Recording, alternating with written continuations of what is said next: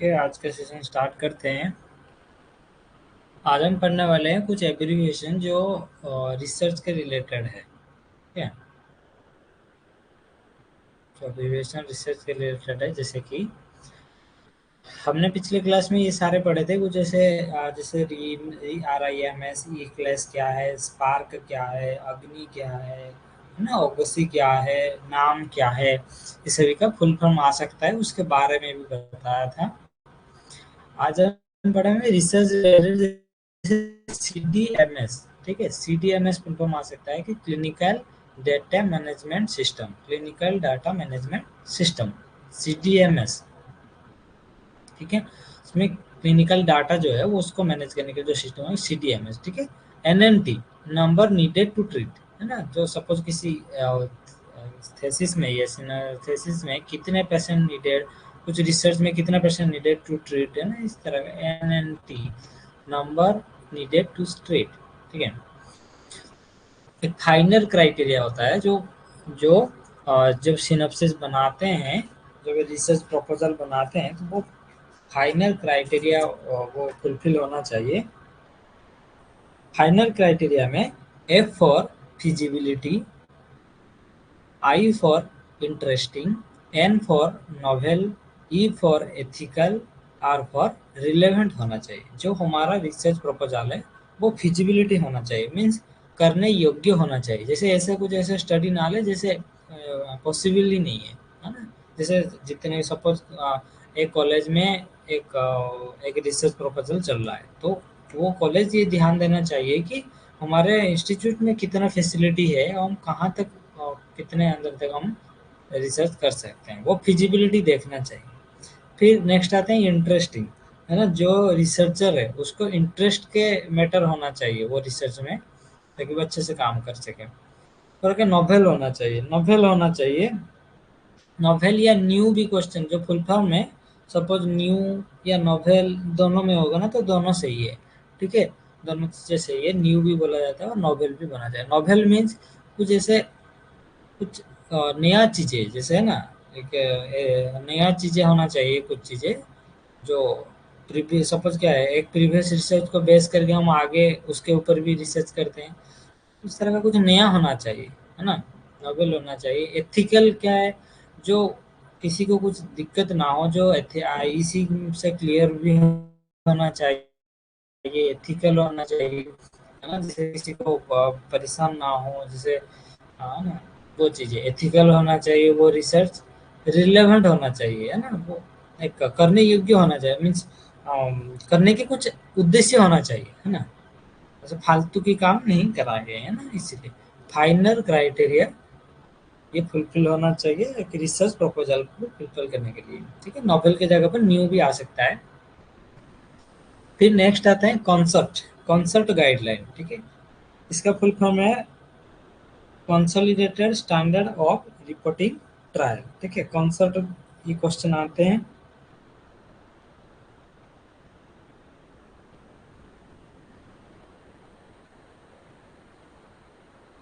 जितने भी RCT, ठीक है, याद रखो, जितने भी RCT मीन्स, RCT का फुल फॉर्म क्या है, रैंडमाइज कंट्रोल ट्रायल। सपोज जो रिसर्च रैंडमाइज कंट्रोल ट्रायल हो रहा है, मीन्स रैंडमाइजेशन है ना, तो उस तरह का स्टडी का जो एक फॉर्मेट होता है, हर चीज़ का एक फॉर्मेट होता है ना, एक गाइडलाइन होता है कि इसी गाइडलाइन में बनाना चाहिए। जैसे तुम केस स्टडी बनाओ, केस रिपोर्ट बनाओ, रिव्यू आर्टिकल बनाओ, है ना, ये सिनॉप्सिस बनाओ या थेसिस बनाओ, हर चीज़ों का एक गाइडलाइन होता है कि किस तरह का बनाना चाहिए, क्या क्या हेडिंग होना चाहिए, इसके अंदर में क्या क्या होना चाहिए, ये सब एक गाइडलाइन बताया गया है। हर चीज़ों को एक गाइडलाइन बताया गया है, जिसमें कॉन्सेप्ट जो है वो RCT, जो RCT की तरह जो रिसर्च है उसको कंडक्ट करने के लिए कॉन्सेप्ट गाइडलाइन फॉलो किया जाता है। जिस तरह का हम सिनॉप्सिस लिखने के लिए, जैसे हम इसमें स्पिरिट गाइडलाइन यूज करते हैं सिनॉप्सिस में, जो प्रपोजल है, जो आगे जाकर वो उसके ऊपर जो रिसर्च करने वाले हैं, वो जो प्रपोजल है ना, जैसे आपने पीजी में एडमिट ले लोगे तो एक सिनॉप्सिस आपको बनाना पड़ेगा, एक टॉपिक के ऊपर आपको पूरा प्रोटोकॉल बनाना पड़ेगा कि क्या क्या कैसे करेंगे, तो उसको सिनॉप्सिस बोला जाता है। वो जो सिनॉप्सिस है वो स्पिरिट गाइडलाइन के अनुसार होना चाहिए। है ना। और जो सपोज कोई किसी का स्टडी जो है वो रैंडमाइज कंट्रोल ट्रायल हो रहा है, तो उसको कॉन्सर्ट गाइडलाइन के अनुसार बनाना चाहिए। ओके, फिर आते हैं इस तरह का कुछ गाइडलाइन में क्वेश्चन आ सकते हैं। जैसे केस स्टडी हो गया, केस स्टडी का क्या है, वो जर्नल के हिसाब से वो अलग होता जाता है। जैसे आयु केयर, जैसे आयु केयर जैसे आया का है, आयु जैसे जामनगर का है। हर किसी जर्नल के अनुसार वो उसका जो सीरियल है कि कौन सा हेडिंग क्या, किसके बाद क्या क्या रहना चाहिए, वो सभी अलग अलग हो जाते हैं। फिर आते हैं मूज। मूज क्या है? Meta analysis, Meta analysis of observational study in epidemiology. ठीक है, जो ऑब्जर्वेशनल स्टडी हो रहा है, हम ऑब्जर्वेशन में ओनली देख रहे हैं कि क्या हो रहा है। सपोज हम एक स्मोकिंग पर्सन को हम देख रहे हैं कि कितने स्मोकर जो है वो आगे जाकर लंग कैंसर उनको होता है ना। बस इसमें हम कुछ इंटरवेंशन कुछ करते नहीं है, हम इसमें बस हम ऑब्जर्व करते हैं कि कितने पेशेंट लंग कैंसर हो रहा है, कितना नहीं हो रहा है, ताकि हमको पता, ये इस स्टडी में क्या पता चलेगा कि लंग कैंसर के साथ स्मोकिंग का क्या रिलेशन है। ठीक है, तो उसको मूज क्या है? मूज क्या है? Meta analysis of observational study in epidemiology. Epidemiology जो डिजीज के प्रिवेलेंस रिलेटेड, कितने क्या हो रहा है, कैसे हो रहा है, उसके ऊपर जो मेटा एनालिसिस होता है उसको मूज बोला जाता है, मेटा एनालिसिस को। फिर आते हैं start. Start full form stand for standard for reporting diagnostic accuracy. ठीक है, जैसे सपोज कुछ डायग्नोसिस के लिए, निदान में सपोज कि जैसे हम ई ए प्रोटोकॉल बनाए हैं नया, जैसे कि उसको डायग्नोस करने के लिए वो डिजीज को एक बने, है ना, एक गाइडलाइन बने कि इस तरह का, अ, जैसे हर डिजीज में जो गाइडलाइन बनाते हैं डायग्नोसिस के लिए, डायग्नोस्टिक क्राइटेरिया जैसे बनाते हैं, उसी तरह का वो जो बनाएगा ना, जब रिसर्च होता है तो वो कौन से स्टैंड गाइडलाइन फॉलो करता है? स्टार्ड को फॉलो किया जाता है, standard for reporting diagnostic accuracy. है ना, ये चीज़ें का सपोज कोई बायोमार्कर हो गया, सपोज HbA1c हो गया, वो डायबिटीज में कितने इफेक्टिव है, उसको उसके ऊपर जो रिसर्च होता है, वो जो प्रपोजल है, research proposal for diagnostic accuracy, उसको कौन सा गाइडलाइन फॉलो किया जाता है? स्टार्ड गाइडलाइन फॉलो किया जाता है ना। ये आपको ये एब्रिविएशन अच्छे से याद रखना, एक भी पॉइंट गलती नहीं करना है। STA फॉर क्या है? STA फॉर स्टैंडर्ड, है ना। R for reporting, D for diagnostic accuracy. उसी तरह का मूज क्या है? उस तरह का कॉन्सर्ट में देखेंगे तो CON जो है ना, CON, ये जो तीन है, इसका ये है कॉन्सोलिडेटेड। ओके, CO1 का मीनिंग है कॉन्सोलिडेटेड। एस फॉर क्या है? Standard. S for standard. O O for of, इस चीज़ों को भी ध्यान देना क्योंकि वो घुमा फिरा कर क्वेश्चन आता है। O for of, R for reporting, T for trials, है ना, कॉन्सर्ट। फाइनल का तो सिंगल सिंगल लाइन है। फिर आते हैं स्टार्ट। स्टार्ट में standard, STA for standard, R for reporting, D for diagnostic accuracy. Okay, CPC SEA। CPC SEA क्या है? ये C for committee for the purpose of control and supervision of experiment on animal.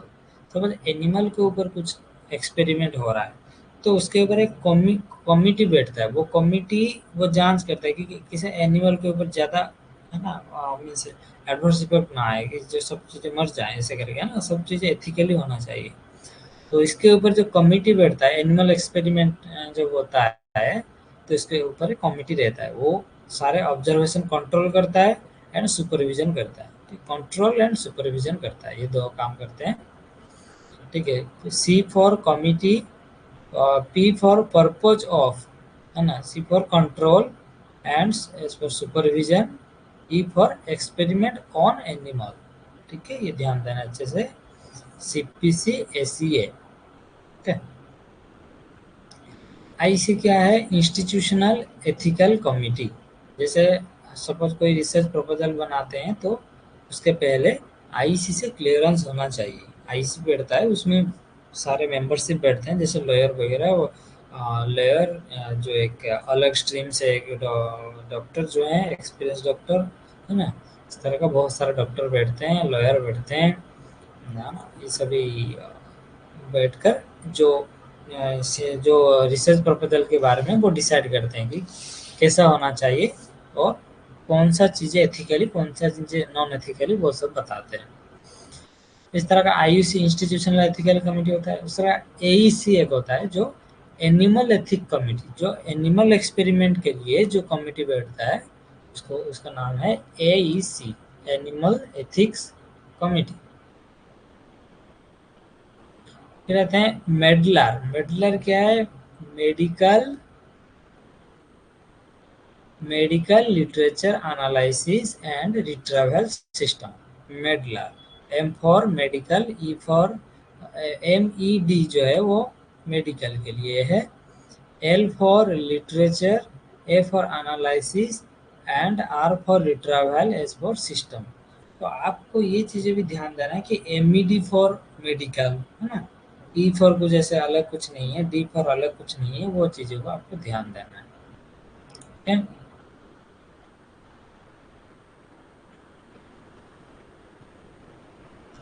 रहते हैं ARD, Ayurvedic research database. ARD के ऊपर बहुत काम चल रहा है। जैसे कोई कोई एक मेडिसिन प्रैक्टिस कर रहा है, उसका कुछ एडवर्स रिएक्शन आया, तो वो चीज़ें सारे रिकॉर्ड होना चाहिए, है ना। जो मेडिसिन के ऊपर, ट्रीटमेंट के ऊपर जो भी डाटा निकल रहा है, जो भी रिसर्च का भी हो या ऐसे भी जनरल प्रैक्टिस में भी हो, जो भी डाटा निकल रहा है उसको एक डाटाबेस में सारे चीज़ें डाटा को रखा जाता है। आयुर्वेदिक रिसर्च डाटाबेस है ना। ये है ARD, है ना। सपोज ADR करके क्वेश्चन आएगा तो एडवर्स ड्रग रिएक्शन। ADR क्या है? Adverse drug reaction. ARD पूछा जाएगा तो आयुर्वेदिक रिसर्च डाटाबेस। ठीक है।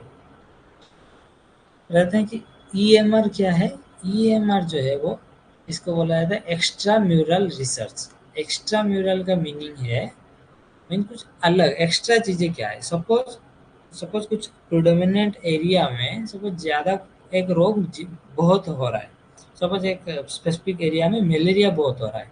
जैसे एलोपैथी में जैसे उस एरिया के ऊपर ज़्यादा फोकस दिया जाता है, उसके उस एरिया पर बहुत सारा इंटरवेंशन दिया जाता है कि कैसे इसको ठीक किया जाए, उस तरह का हमारा आयुर्वेद में भी एक्स्ट्रा म्यूरल रिसर्च चल रहा है। जैसे कुछ स्पेसिफिक एरिया में जो एरिया प्रोन होते हैं कुछ डिजीज के लिए, उस एरिया में, उस डिजीज में वो हमारा आयुर्वेदिक इंटरवेंशन भी दिया जाता है ताकि उसका इफेक्ट भी पता चले।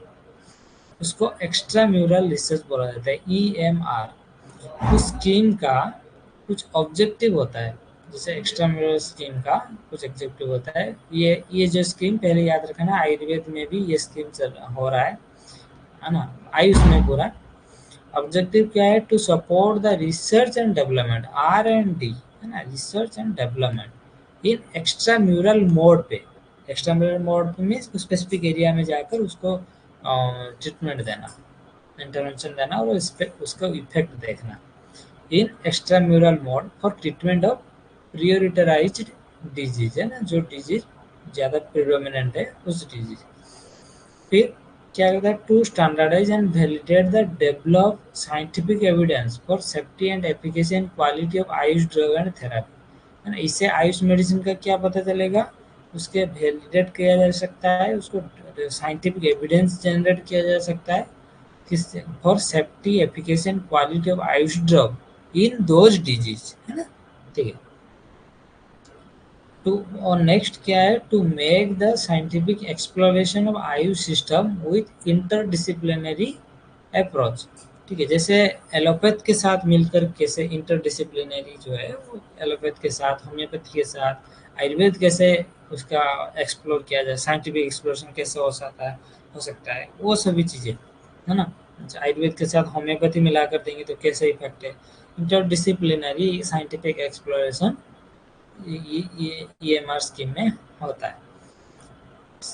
फोर्थ है कि to achieve need based outcome in priority area, है ना, जो हमारा नीड होता है कि इस एरिया में हमको इतना हमारा रिजल्ट आना चाहिए, वो अचीव हो जाते हैं। To develop the potential of human research in AYUSH system specially to inculcate aptitude and expertise to AYUSH system, है ना। कोई ह्यूमन रिसर्च को भी पोटेंशियल में उस एरिया में सपोज कोई प्रैक्टिस करना जाएगा तो उसी रोग के ऊपर उसका एक्सपर्टाइज आ जाएगा, है ना। वो चीज़ें प्रैक्टिस करते करते फिर पूरा फुल फॉर्म आता है आईपीआर, पूछा जाता है आईपीआर, इंटेलेक्चुअल प्रॉपर्टी राइट। ठीक है, आईपीआर इसका मीनिंग क्या है? जैसे सपोज कोई एक पेपर लिखा, है ना, कोई एक नया कुछ इन्वेंट किया, सपोज कोविड-19 में किसी ने एक मेडिसिन का न्यू इन्वेंट किया, ठीक है, तो उस मेडिसिन के ऊपर उसका इंटेलेक्चुअल प्रॉपर्टी राइट होता है। जैसे प्रॉपर्टी, जैसे ज़मीन वगैरह का राइट होता है कि ये ज़मीन इसका ही है ना? वो ज़मीन के ऊपर अधिकार उसका ही है। उसी तरह का जो इंटेलेक्ट इंटेलेक्ट लगाकर जो बनाते हैं व्यक्ति, जो रिसर्च करके नया-नया कुछ बनाते हैं या कुछ प्रोडक्ट जो है वो, जैसे केएफसी, केएफसी में चिकन जो है वो आईपीआर है, मीन्स वो केएफसी ही उसी तरह का किचन बनाए हैं, मीन्स वो चिकन जो है वो केएफसी एक स्पेसिफिक अलग तरह का बनाता है, कोई इसको कॉपी करके और कोई नहीं बना सकता, केस हो जाएगा उसके ऊपर, है ना। तो ये है आईपीआर, ये मेंटेन होता है इंडिया में, ये मेंटेन होता है कि जो चीज़ें जिसका आईपीआर, जो चीज़ें हैं वो चीज़ें वो मेंटेन होता है और कोई नहीं बना सकता, है ना। कोई आप ऐसे करके नहीं बना सकते कि केएफसी लिख कर अपना एक दुकान नहीं खोल सकते हो, है ना, वो चीज़ें। फिर उसी तरह का जो इंटेलेक्ट लगाकर जो बनाते हैं, जो नया-नया कुछ करते हैं, उसके ऊपर उस व्यक्ति का राइट्स होता है ना? इसलिए इसको बोलते हैं इंटेलेक्चुअल प्रॉपर्टी राइट्स। ओके, फिर रखते हैं एक इमराड। इमराड का फुल फॉर्म आता है क्वेश्चन, इमराड का ये एक बार क्वेश्चन भी आया था। इमराड, इमराड का फुल फॉर्म है I for introduction, M for methods, R for result, है ना, result and A for D for discussion. ठीक है, IMRAD, introduction, method, result and discussion. ठीक है, ये चीज़ें इमराड का फुल फॉर्म के क्वेश्चन आएंगे, आपको ध्यान देना ये चीज़ें।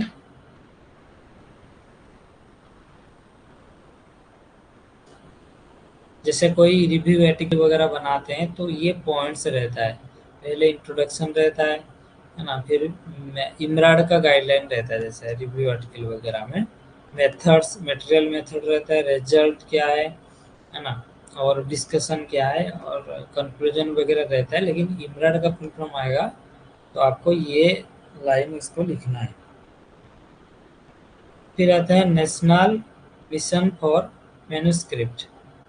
ठीक है, national mission for manuscript, NMM।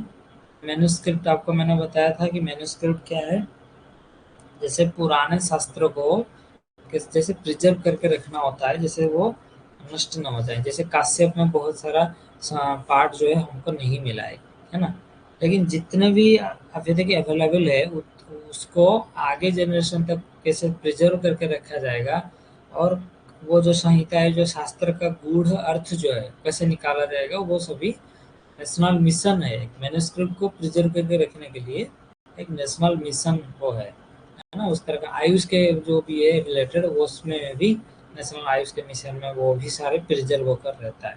जैसे कोई यंत्र वगैरह मिल गया तो उसको प्रिजर्व करके रखते हैं, मैन्युस्क्रिप्ट को सब चीज़ें हैं। ठीक है, NAI, national archive of India. ठीक है, NAI, national archive of India.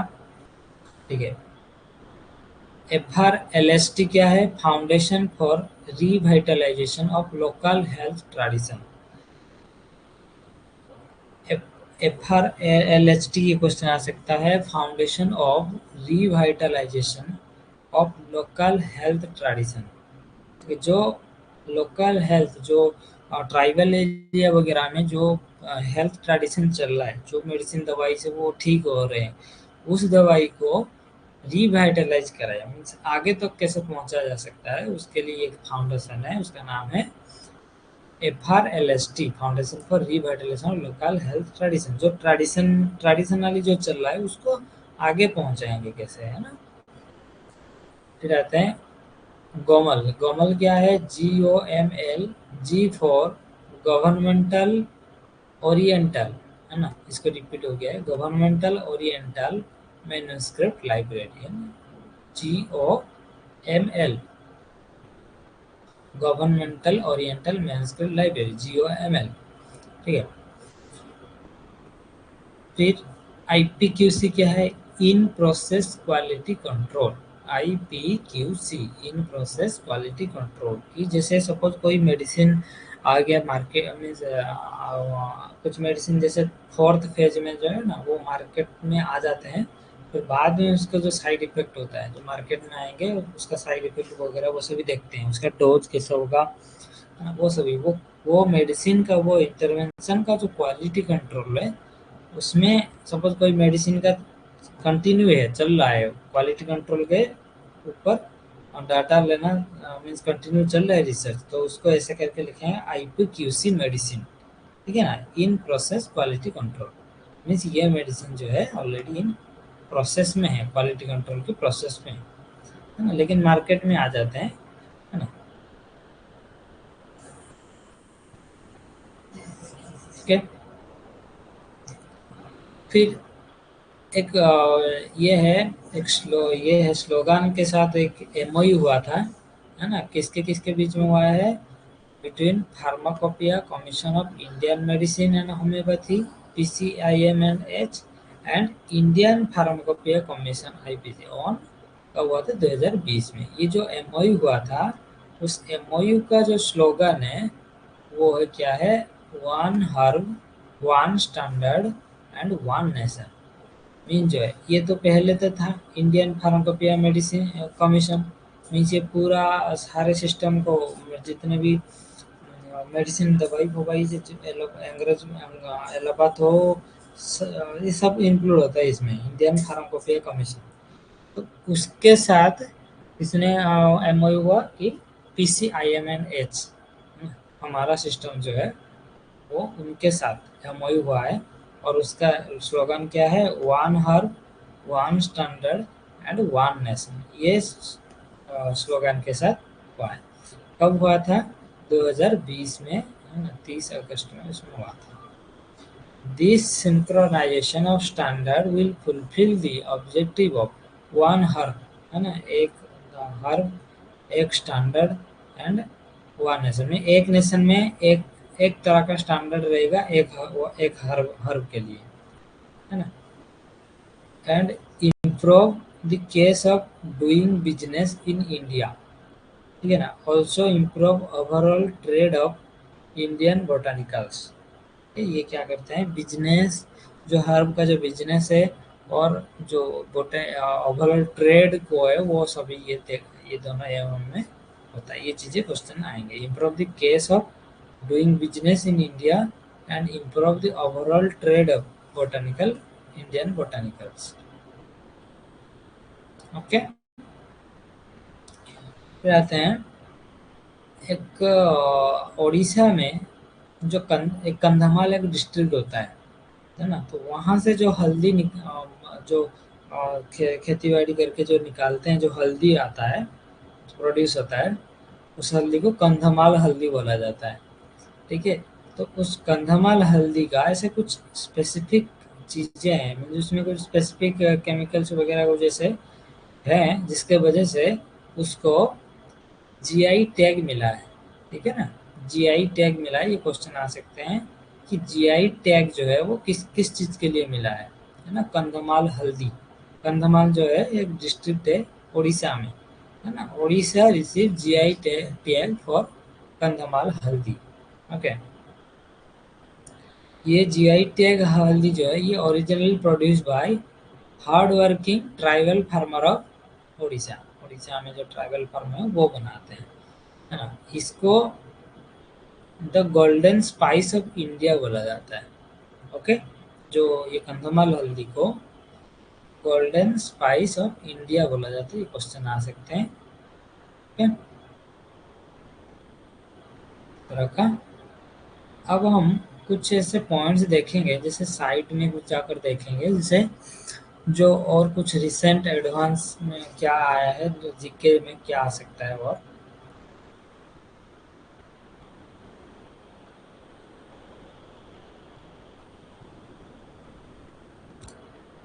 आपके जो भी क्वेरी है आप पूछ सकते हैं direct. Okay,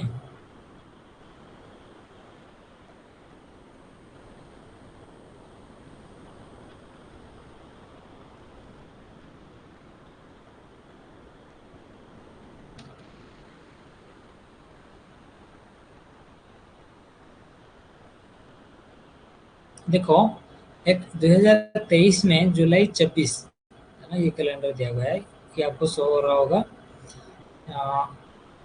Asian Asian country एक में एक कॉन्फ्रेंस हुआ है ट्रेडिशनल मेडिसिन के ऊपर, एक कॉन्फ्रेंस हुआ था, उसके ऊपर आ सकता है। ये रिसेंटली 2023 जुलाई में हुआ है।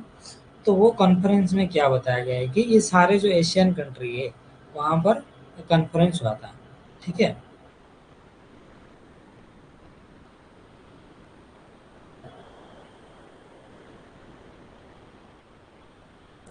तो उसमें क्या क्या हुआ था, उसमें कब हुआ था, ये जुलाई 20 2023 को हुआ था। हाँ, ये हुआ था विज्ञान भवन इन न्यू दिल्ली। ठीक है, विज्ञान भवन न्यू दिल्ली में ये हुआ था। ठीक है, इसमें सारे एशियन नेशन जो है जितने सारे जुड़े हुए थे। ठीक है, ये सारे इसमें क्या हुआ था, fostering cooperation and knowledge exchange between Indian and Asian nation. और किसके ऊपर नॉलेज एक्सचेंज हुआ, किसके ऊपर कोऑपरेशन चाहिए, ऑन ट्रेडिशनल मेडिसिन। तो ट्रेडिशनल के मेडिसिन के ऊपर जो कोऑपरेशन और नॉलेज एक्सचेंज के लिए between India and other Asian nation के बीच एक कॉन्फ्रेंस हुआ है ना, 2023 में हुआ है। ये क्वेश्चन रिसेंट में ये क्वेश्चन आ सकते हैं आपको, वेरी वेरी इंपॉर्टेंट है ये। ठीक है, कहाँ हुआ था, न्यू दिल्ली में। कब हुआ था, जुलाई 20 2023 में।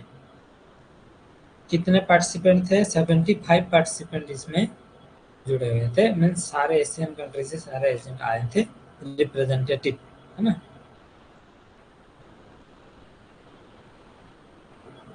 ठीक है, ये क्वेश्चन आपको आएंगे। एक्ट ईस्ट पॉलिसी क्या है, during fifth Asian Indian summit in Myanmar prime minister Narendra Modi announce the initiated the act east policy. ये पॉलिसी पे भी आपको एक बार रीड कर लेना। द पॉलिसी किस लिए यह हुआ है, to strengthen the Indian strategy partnership with Asian nation, है ना, emphasising the cultural historical and civilisational link between them. इस चीज के लिए वो एक्ट ईस्ट पॉलिसी जो अनाउंस किया गया है, जिसमें सारे जितने भी कल्चरल हिस्टोरिकल सिविलाइजेशनल जो चीज़ें हैं वो सारी चीज़ें कॉपरेशन में हो एशियन कंट्री और इंडिया के बीच। ठीक है, टोटल 75 पार्टिसिपेंट आए थे फ्रॉम 8 इन एशियन कंट्री से। टोटल 75 पार्टिसिपेंट जुड़े हुए थे इसमें। ठीक है, चीज़ें आप एशियन कंट्री कॉन्फ्रेंस क्वेश्चन आ सकता है ऑन ट्रेडिशनल मेडिसिन। फिर आते हैं कि ट्राइबल ट्राइफेड। ट्राइफेड क्या है कि आयुष मिनिस्ट्री, ये जितना भी ट्राइबल में जो चल रहा है, जो ट्राइबल में जो चिकित्सा पद्धति चल रहा है, जो इसमें उसमें वो कहीं प्लांट के कुछ ऐसे पार्ट यूज कर देते हैं और बढ़िया रिजल्ट आता है। तो उस चीज़ों को कैसे आगे बढ़ाया जाए, उसके लिए ministry of AYUSH collaborate to uplift the tribal artistician, है ना, सॉरी, ये ट्राइबल मेडिसिन के साथ जो हमारा जो कल्चरल जैसे बनाते हैं, जैसे बहुत सारा आर्ट, है ना, उनके पास बहुत सारे टैलेंट होते हैं, वो कुछ बढ़िया बढ़िया चीज़ें जो स्पेसिफिक ट्राइब में वो बनाते हैं, है ना। जैसे एक कोई ट्राइब जो साड़ी बनाते हैं अच्छे, कोई ट्राइब में बहुत सारा फर्नीचरिंग जो फर्नीचर वाला चीज़ें वो बहुत अच्छे से वो उनका आर्ट वो उनको पता है। तो उस तरह का आर्टिस्टिशियन के लिए इन्हें कब हुआ था, ये जून 21 को 2023 में इन्हें रिमार्केबल कोलैबोरेशन हुआ है किसके, मिनिस्ट्री ऑफ आयुष, है ना, मिनिस्ट्री ऑफ आयुष किसके साथ, tribal cooperation marketing development federation of India, TRIFED. Full form क्या है ट्राइफेड का, ट्राइबल कोऑपरेटिव मार्केटिंग, है ना, T tribal cooperative marketing development federation of India, ठीक है ना, FED means federation, I for India, tribal cooperation marketing development federation of India, TRIFED. Okay, ये चीजें क्वेश्चन आएगा, ये क्यों किया गया, टू अपलिफ्ट दी ट्राइबल आर्टिस्टिशियन, जो ट्राइबल में जो आर्टिस्ट होते हैं, and to promote the Indian rich cultural heritage, जो कल्चरल हेरिटेज उनके पास है, जो कल्चरल सिस्टम उनके जो जनरेशन वाइज चल रहा है उनका, उसको प्रमोट करने के लिए, और उनके पास जो आर्ट है उसको अपलिफ्ट करने के लिए ये ये कोलैबोरेशन हुआ था ministry of Ayush and tribal corporation marketing development federation of India के साथ, है ना। इस इनमें क्या किया गया है, 34,000 योगा मैट जो है वो दिया गया है, उसमें बनाया गया है, उसमें उनके आर्ट से, कोलैबोरेटिंग फॉर कल्चरल कोजेस, जैसे कुछ कल्चरल जो है उनके पास जो है कल्चरल जो हेरिटेज है उसको प्रमोट करने के लिए भी हुआ है। हाईलाइट पॉइंट क्या है, ये क्वेश्चन आएंगे, हाईलाइट पॉइंट क्या है, संथाल कम्युनिटी क्राफ्ट्समैन, है ना, जो कुछ आर्टिस्टिशियन जो है उनके लिए क्या क्या देखो, TRIFED collaboration with ministry wise focus on highlighting the craftsmanship of Santhal community, जो सांताल कम्युनिटी का जो क्राफ्ट्समैनशिप है उसको फोकस किया गया है, और उनके पास जो स्किल है इन मधुर कोठी, जैसे मधुर कोठी ट्रेडिशनल वेविंग हेरिटेज मेदिनीपुर में उनके पास जो है वेविंग, है ना, सिलाई का बहुत सारे उनके पास हेरिटेज है, ट्रेडिशनल वेविंग हेरिटेज है, तो उसको बढ़ाया गया है। This intricate art form intricate the interwoven cotton yarn and मधुर कठी क्रिएट एन एक्विट मेट, है ना, वो एक मेट बनाते हैं अच्छे से वो, है ना, जो वेस्ट बंगाल में मेदिनीपुर वहाँ एक बनाते हैं, उसको हाईलाइट किया गया है। उस तरह का सबाई घास है, उड़ीसा में क्या हुआ है, ये वेस्ट बंगाल में हुआ है ना, उड़ीसा में क्या है, जो सबाई घास एक होता है ना, सबाई घास, उससे योगा मैट बनाया गया है ना, इस तरह का। और क्या है, प्रिजर्विंग द कल्चरल हेरिटेज, जो कल्चरल उनका उनके पास है वो उसको प्रमोट करने के लिए वो किया गया है। तो मेनली ये तीन चीज़ें हाईलाइट, एक तो सांताल कम्युनिटी के क्राफ्ट्समैनशिप, है ना, मेन हेडिंग याद रख लो, Odisha sabai grass yoga mat and preserving the cultural heritage, ये सारे पॉइंट इसमें जो है कोलैबोरेशन हुआ है, ठीक है। जो ये 2023 में हुआ है, रिसेंटली क्वेश्चन आ सकते हैं इसके साथ क्या हुआ है।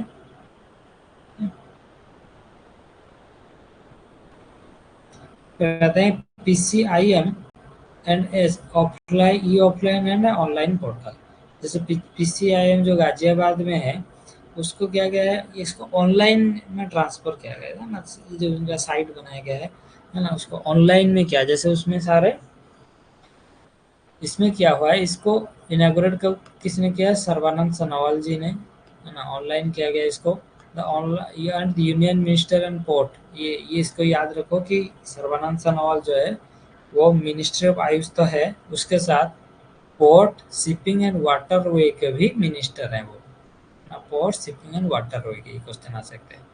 This portal aim to revolutionize the way pharmacopoeia monograph are assessed and shared among the stakeholder worldwide, है ना, ये क्या गया है, जो जैसे मोनोग्राफ वगैरह फार्माकोपिया मोनोग्राफ वगैरह जैसे वर्ल्ड वाइड सबके लिए एसेस हो सके, इस चीज के लिए वो इसको ऑनलाइन किया गया है ना, जैसे मोनोग्राफ, जैसे प्लांट्स का एक मोनोग्राफ बनाते हैं उसी तरह का, उस तरह का मोनोग्राफ जो है पूरा वर्ल्ड वाइड कैसे अवेलेबल हो सके, इसलिए इसको बनाया गया है। Role and significance of e office portal, ये आप इसको पढ़ लेना आप कि क्या क्या सिग्निफिकेंस है, और role of pharmacopoeia commission of India आपको पता है ना। ये मेनली जो फार्माकोपिया रिलेटेड जो है ना, ये publishes standard in form of pharmacopoeia, जो गाइडलाइन है, जो सब कुछ यही बनाते हैं फार्माकोपिया कमीशन ऑफ इंडिया। आप इसके साइट में जाकर भी देख सकते हैं।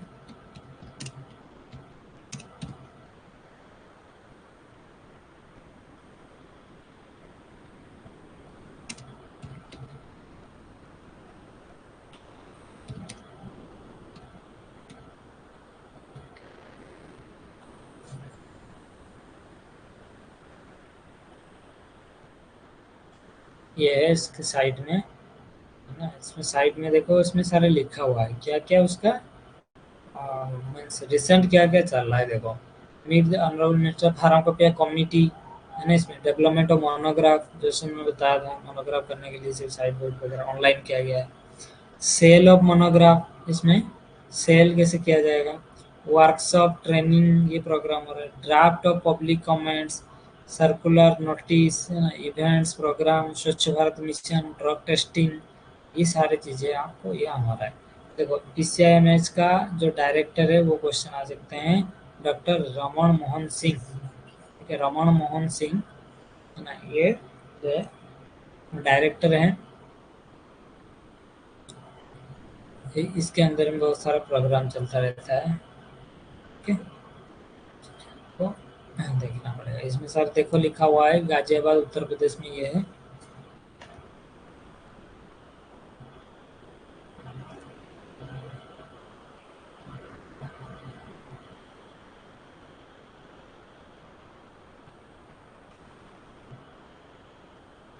फिर क्या कहते हैं,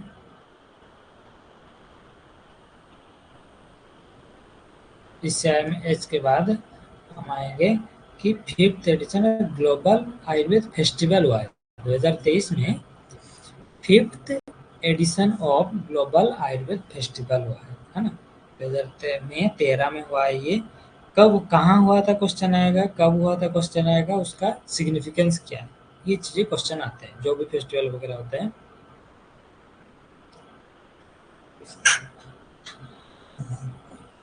ओके, कहाँ हुआ था ये ग्लोबल आयुर्वेद फेस्टिवल, GAF इसको बोला जाता है, ग्लोबल आयुर्वेद फेस्टिवल हुआ था तिरुवनंतपुरम केरला में। ठीक है, ये 5वां बार है ये आयुर्वेद फेस्टिवल। इसमें एम क्या किया गया है, highlight the emerging challenge in health care and renewed significance of Ayurveda as a holistic healing system, है ना। ये हाईलाइट किया गया, ये लाइन आपको क्वेश्चन आ सकता है। The emerging challenge in health care and the renewed significance of Ayurveda as a holistic healing system के हिसाब से कैसे फोकस, और क्या है focal theme, addressing the health care challenge and resurgent Ayurveda, है ना। ये जो है, ये थीम जो है मैंने जैसे बताया, emerging challenge in health care and resurgent Ayurveda. Okay, ये थीम आपको क्वेश्चन आएगा, है ना। इसको घुमा फिरा कर क्वेश्चन ये थीम आएगी। ये थीम से ये फेस्टिवल हुआ है। और इसमें क्या हुआ है कि global networking opportunity and participation. ठीक है, मीन ये इसमें क्या है, 7,500 डेलीगेट फ्रॉम 75 कंट्री इसमें जुड़े हुए थे। इसमें इसमें क्या क्या, जैसे नोटेबली टॉप साइंटिस्ट, है ना, नोबेल laureates, ये सारे पार्टिसिपेट भी हुए थे इसमें। ग्लोबल नेटवर्किंग सारी चीज़ों को होने के लिए, है ना। फिर आरोग्य एक्सपो हुआ था, है ना, जैसे एक्सपो होता है ना, उस चीज़ों को आरोग्य एक्सपो हुआ था। इसमें एक अप्रोक्सीमेटली 500 स्टॉल लगा हुआ था for business organisation institution from around the world. Different company अपने प्रोडक्ट को लेकर वहाँ पर एक्सपो वगैरह हुआ था, है ना। ये आप देख सकते हैं। Centre for innovation in science and social action, CISSA। ठीक है, इसने ऑर्गेनाइज किया था। है ना, किसके साथ मिलकर, ministry of Ayush and Ayush development of state government, है ना। Ministry of Ayush and Ayush development of state government means Kerala का जो स्टेट गवर्नमेंट आयुष डिपार्टमेंट, वो ministry of Ayush and centre of innovation in science and social action, ये संस्था ministry of Ayush and ministry Ayush department of state government, ये तीनों मिलकर ये ग्लोबल आयुष फेस्टिवल जो है, 5th global Ayush hospital festival बनाया, सेलिब्रेट किए थे। थीम याद रखना है और कब हुआ था, कहाँ हुआ था, ओके, मेन चीज़ें ये याद रखना।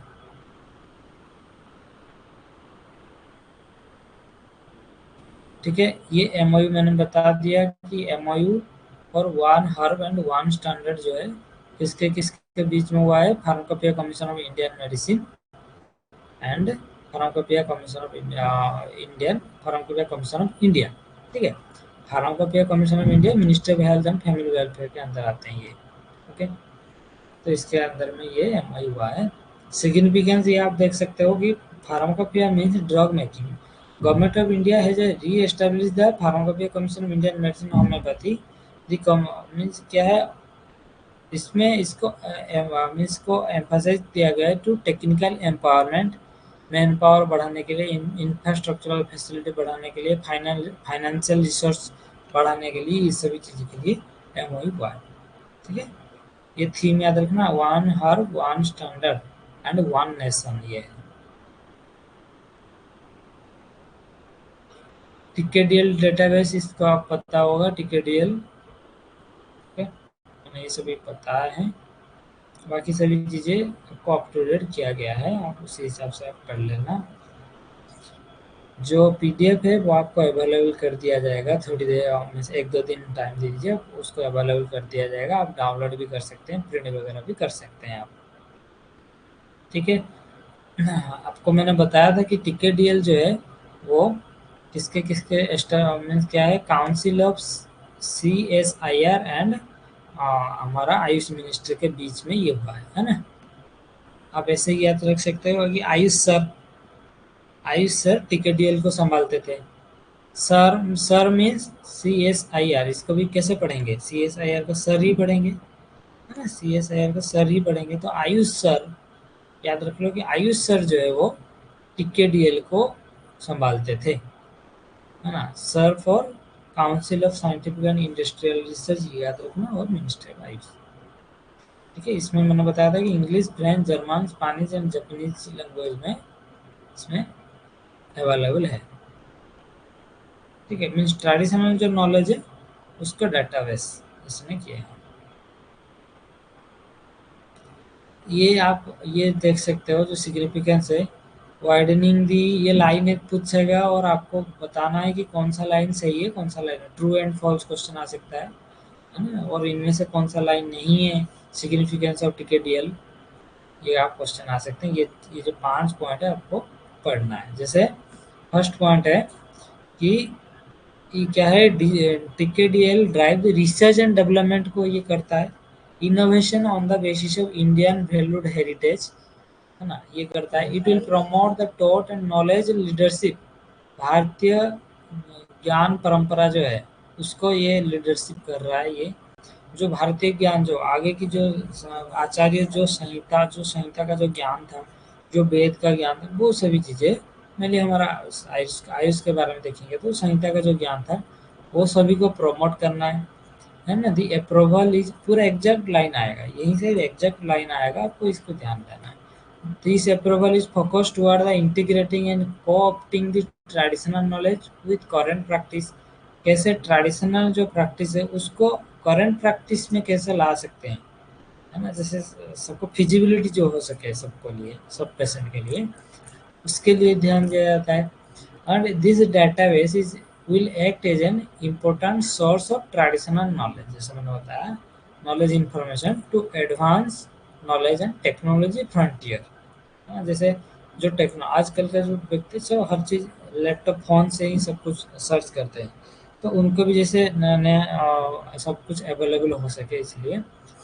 And this database is access through a paid subscription model, है ना, इसको पेड सब्सक्रिप्शन मॉडल है, इसको सब्सक्रिप्शन करना पड़ता है। which will be opened for national and international user in phase wise manner. Okay, इसको आप ध्यान दें।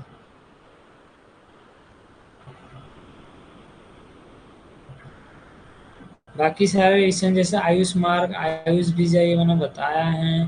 क्लिनिकल ट्रायल जैसे आयुर्वेद रिमेटॉइड आर्थराइटिस के ऊपर क्लिनिकल ट्रायल चल रहा है, वो ये बहुत मीन्स ग्रोसली चल रहा है, पूरा ऑल ओवर इंडिया में ये चल रहा है ना क्लिनिकल ट्रायल रिमेटॉइड आर्थराइटिस। हर इंस्टीट्यूशन वगैरह में बहुत सारे चीज़ें चल रहा है इनके ऊपर। आयुर्वेद पर्व जो है वो ये क्वेश्चन आ सकते हैं, 2021 में हुआ था आयुर्वेद पर्व। ठीक है, जो ministry of state, ministry of state कौन है, आयुष का मिनिस्ट्री ऑफ स्टेट कौन है, मुंजापारा महेंद्र भाई जी जो है वो आयुर्वेद पर्व को इनोग्रेट किए थे, है ना। ये न्यू दिल्ली में हुआ था। ये क्वेश्चन आएंगे। की पॉइंट क्या है, ये 3 डे इवेंट्स हुआ था, है ना, टू प्रमोट द आयुर्वेद। क्या क्या है उसके पॉइंट्स है, अंडर द इवेंट क्या एग्जीबिशन हुआ है, 40 स्टॉल लगा हुआ था, स्टॉल। इसमें सारे फार्मास्यूटिकल कंपनी जो है सारे आए थे उनको प्रोडक्ट को दिखाने के लिए।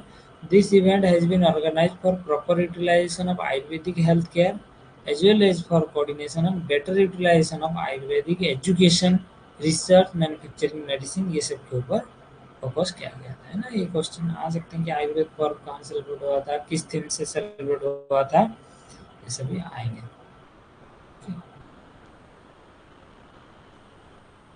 भाई क्या देखते हैं कि G20, है ना, सबने सुने होंगे कि दिल्ली में जो है G20 सेलिब्रेट किया गया। G20 है क्या, G20 का जो है जी फॉर ग्रुप ऑफ 20 कंट्री, है ना। देख G20 means the group of 20, ठीक है ना। इसमें group of 20 it's A inter governmental forum comprising 19 sovereign countries. इसमें 19 कंट्री इंक्लूडेड है ना, लेकिन ग्रुप ऑफ 20 लिखा है लेकिन 19 कंट्री इसमें ये सब ग्रुप है उनका, है ना। तो उनमें से जैसे यूरोप का, अफ्रीका का, है ना, यूएस वगैरह सब का देश, सभी 19 देश जो है वो इकट्ठे होते हैं, मीन्स एक इनका ग्रुप होते हैं। ठीक है, ये क्यों ऐसे करते हैं कि कुछ चीजें जैसे इनका जो ये है, तो इनका जो है ये ग्रुप जो है ये G20 जो है हर साल कोई एक देश लीड करता है, ठीक है ना। जैसे 2021 में देखो इसमें लिखा है all leader at 2021 G20 summit in Rome, Italy. Italy में G20 समिट हुआ था 2021 में।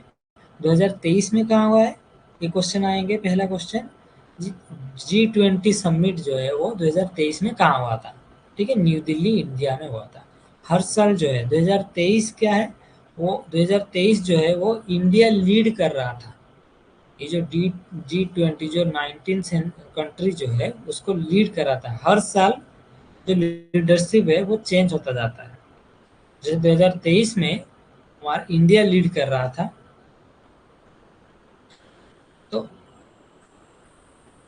इंडिया लीड कर रहा था, और उसका समिट जो है न्यू दिल्ली में हुआ था, सबको पता होगा।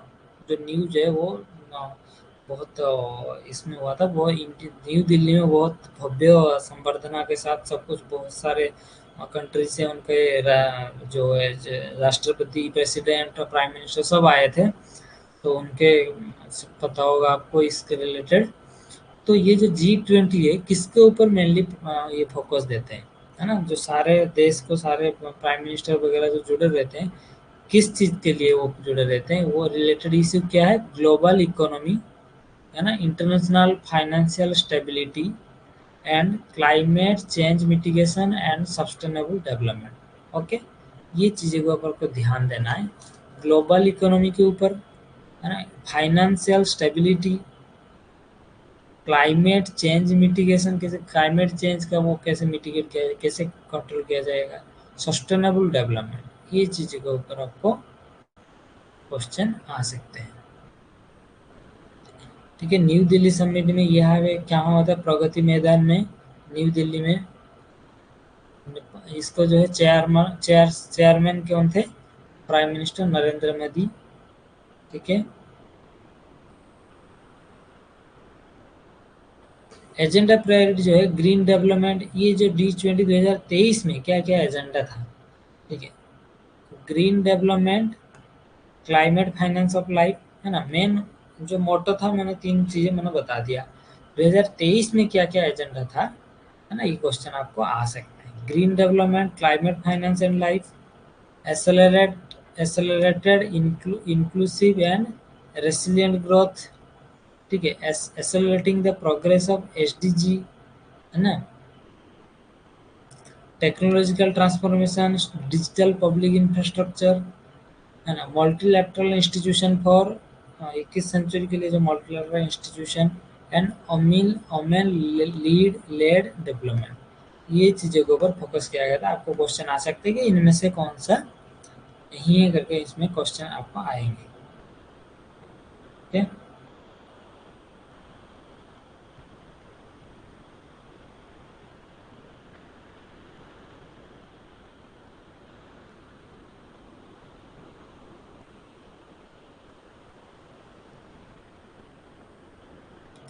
फिर रहते हैं G20 का ये एजेंडा, आपको क्वेश्चन आएगा, आपको ध्यान देना है।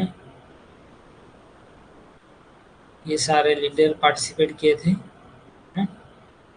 न्यूज में बहुत सुने होंगे इसके बारे में।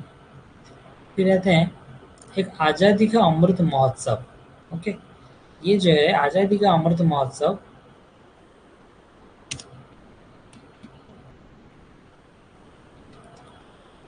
ओके। आज़ादी का अमृत महोत्सव मेनली जो आयुर्वेद के रिलेटेड है ना, उसके ऊपर ये लोगो आपको क्वेश्चन आ सकते हैं। आज़ादी का अमृत महोत्सव, उसके ऊपर जो आयुर्वेद मिनिस्ट्री ऑफ आयुष आज़ादी का अमृत महोत्सव हर इंस्टीट्यूट ने सेलिब्रेट किए थे, है ना। 3 दिन का उसका प्रोग्राम था। 3 दिन में सारे बहुत कुछ इवेंट्स किया गया था हर इंस्टीट्यूट में। तो इसमें आप क्वेश्चन आज़ादी का अमृत महोत्सव 75 साल का जो है ना सेलिब्रेट किया जाता है। आज़ादी का इंडिपेंडेंस का 75 ईयर सेलिब्रेट किया जाता है आज़ादी का अमृत महोत्सव। ये लोगों आपको क्वेश्चन आ सकते हैं, ये वाला, है ना। ये चीज़ें आपको ध्यान देना है। नेक्स्ट क्लास में हम पढ़ेंगे थोड़ा, जो जितने भी हम डिस्कस कर चुके हैं उसके ऊपर हम एक रिवीजन क्लास करेंगे, ओके। आपको वहाँ पढ़कर आना है हर चीज़ें।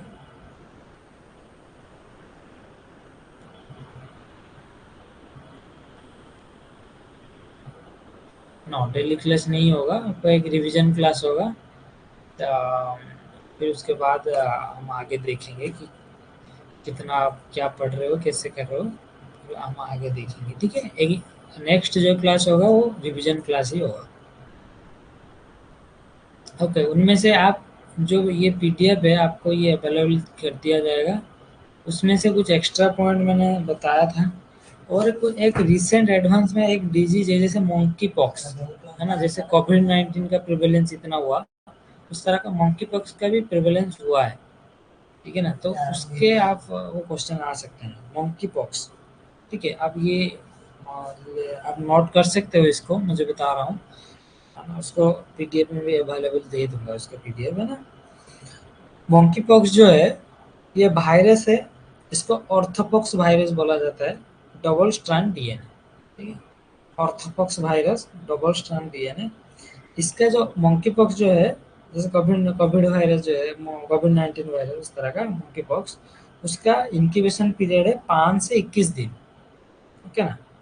5 से 21 दिन इसका इंक्यूबेशन पीरियड है मंकी पॉक्स के लिए। इसमें मेनली वही ब्रोंकोनिमोनिया वगैरह होता है, एन्सेफेलाइटिस हो जाते हैं, है ना। बैक्टीरियल सुपर इन्फेक्शन हो जाते हैं, सेप्सिस वगैरह हो जाते हैं, है ना। ब्लाइंडनेस ब्लाइंडनेस हो जाते हैं, है ना। ये सभी चीज़ें, ये कॉर्निया का इन्फेक्शन हो जाता है, इस तरह का क्लिनिकल सिम्टम इसमें होते हैं मंकी पॉक्स में।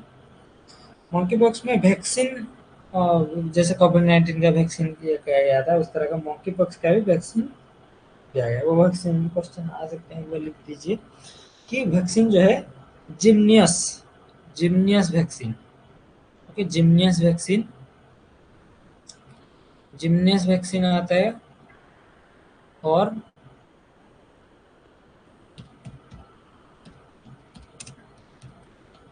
उसने क्या, किसने बनाया है इसको?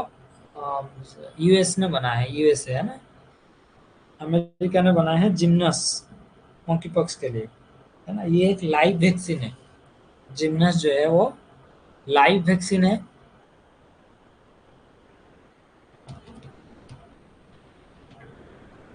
ठीक है। और इसको सबक्यूटानियसली दिया जाता है 4 वीक के गैप में, है ना। मीन्स 1 महीने में एक वैक्सीन दिया जाता है। उसको मॉन्की पॉक्स को एम पॉक्स बोला गया है। देखो एम पॉक्स, इस तरह का ये स्मॉल पॉक्स की तरह इसमें भी इस तरह का होता है। और लास्ट में bronchopneumonia, encephalitis, bacterial super infection and blindness वगैरह हो जाते हैं। जिम्नस जो है मैंने बताया था जो वैक्सीन, जिम्नस। कॉर्बेवैक्स, जिम्नस जैसे अमेरिका ने बनाया उस तरह का कॉर्बेवैक्स, कॉर्बेवैक्स। ओके। इसमें सारे आपको मिल जाएगा डेटा प्रिवेंशन के लिए।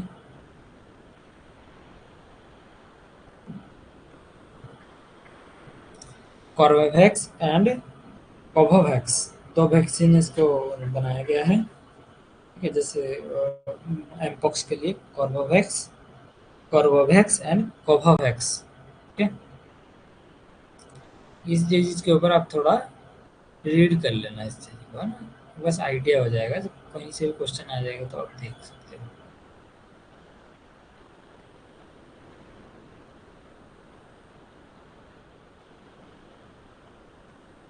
ओके।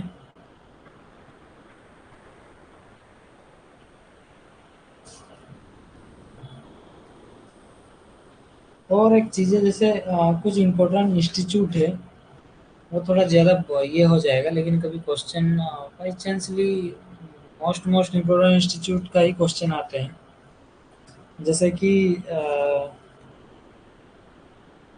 पंचकर्म का जो है, नेशनल इंस्टीट्यूट ऑफ जो पंचकर्म का है, वो क्वेश्चन आते हैं। नेशनल रिसर्च इंस्टीट्यूट पंचकर्म, मैंने बताया था। कहाँ है national institute, national institute of panchakarma?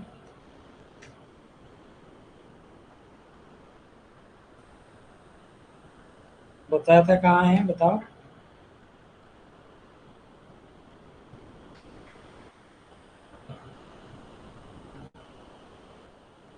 तिरुथुरुथुरी, ठीक है ना। तिरुथुरुथुरी जो है नेशनल इंस्टीट्यूट ऑफ पंचकर्म।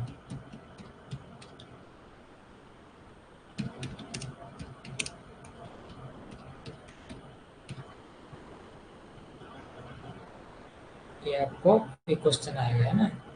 चिरुथुरुथुरी, ठीक है, ये वाला चिरुथुरुथुरी, ये क्वेश्चन आएगा नेशनल इंस्टीट्यूट ऑफ पंचकर्म। तो ये आपको ध्यान देना है, इस तरह का कुछ इंस्टीट्यूट है। हम होगा तो लास्ट नेक्स्ट क्लास में आप उसको देंगे और उसको बताएंगे। और उसके आप रिवीजन क्लास होगा आपका, जितने भी बताया गया है ना, आप पढ़कर आना है आपको।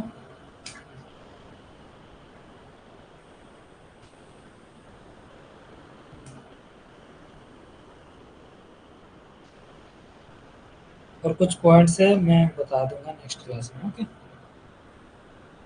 इसमें कुछ क्वेरी है तो पूछ सकते हो।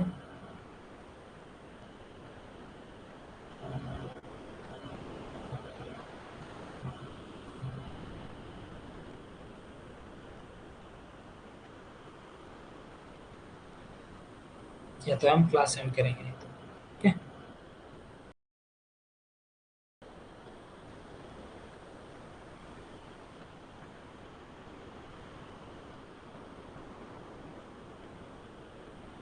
ओके।